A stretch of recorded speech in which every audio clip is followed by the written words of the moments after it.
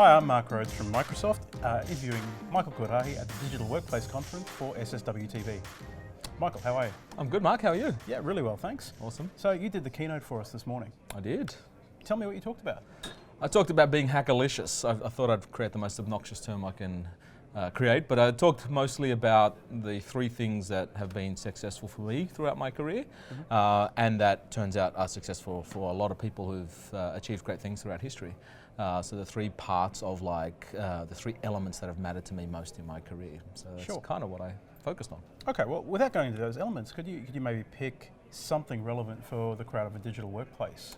The crowd of, see, I'm kind of like oddly the anti-collaboration guy, as I learned this morning, but also pro-collaboration. Well, I'll tell you what the three are actually. The three are creativity, curiosity, and resourcefulness. They're like the three kind of like Venn diagram of of doing fantastic things. Is those three elements kind of combined together. So I think whether you work digitally and you've got tools that are helping you do collaborative work, or you work in heaps one-on-one with others, like those three elements of like pushing beyond what's conventional matters a lot.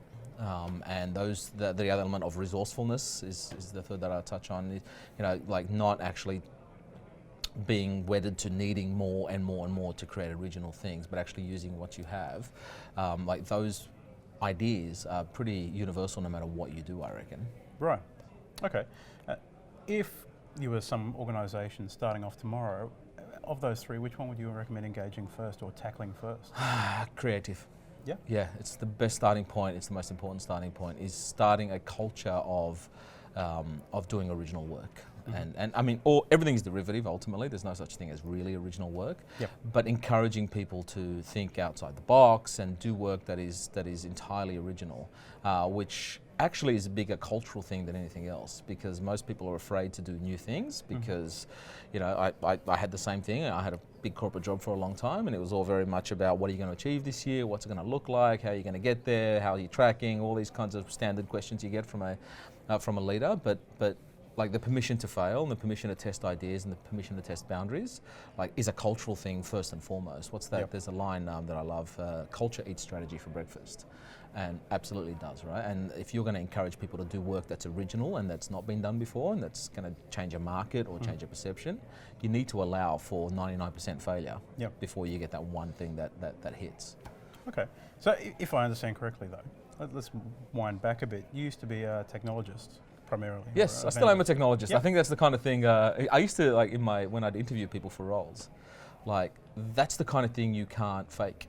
Yeah. Being a genuine person who's just gets up in the morning and just needs to get their technology fixed. And I don't mean gadgets and nonsense, I mean like just totally inspired by the change that happens in the world because technology exists. Yep. So I think everyone's, hopefully everyone here is a technologist. I know you are, that's why you and I think connected many, many years ago. Yeah. So I am a technologist, but I was also a technology evangelist at Microsoft. That's right. Well, this is kind of where my question leads on. I know you started out at Microsoft when SharePoint, for instance, was in its infancy. And I hate bringing it up. But how did you go from that to talking about, passionately about creativity and the like? Yeah. So my career at Microsoft started, as a web guy, and so way back when Frank Arrigo hired me, actually way back, was I was in the web industry, but what was kind of different about me, particularly at that era in the Microsoft space, was as much as I cared about Microsoft and my bread and butter was a Microsoft developer, so I was building stuff on SharePoint back then. Back then, actually, it was called Digital Dashboard. It's going back. It's going really far. In fact, I'm an award-winning digital dashboard designer. So the first bit of press I ever got was actually my mum still has this like printed in the Australian, I won this competition that Microsoft put on around building digital dashboards. I think I've seen this. Are you wearing a tie in that? It's the only existing photo I think of me in a tie.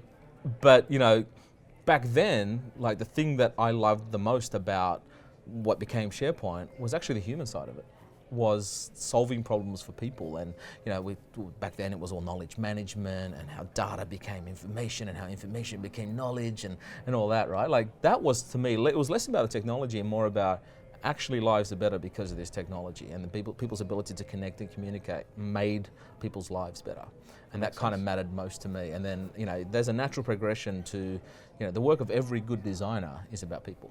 It's really not that different. It's about solving problems for real people in ways that are meaningful to them. You know, and that involves being, you know, connected to people. And you know, one of the stories I tell told in the keynote today was around a woman who dressed up as an old lady for like 3 years, and she traveled around the US, and she was like 23 years old, but she put on all these prosthetics, she put on glasses that made it hard for her to see, and she lived in like 14 cities throughout the US and Canada as an old woman, to have a good understanding of how livable these cities were and what problems, you know, people are facing, so that she can improve the city. Rather than just do focus groups and ask questions, she empathetically like lived as a, you know, on the edges as an old lady in all these cities, and she learned so much as a result, right? Like, good designers are all about people, and I think that's a really natural progression. Okay, that's a very interesting insight. Yeah.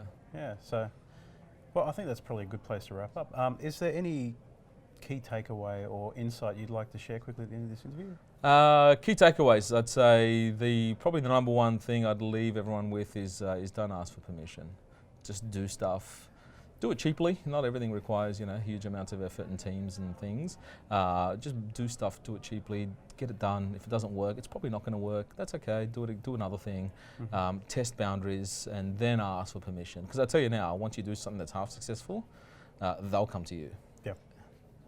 Good insight. All right, well, this has been Mark Rhodes and Michael Kordahi talking for SSW TV at the Digital Workplace Conference. Thank you.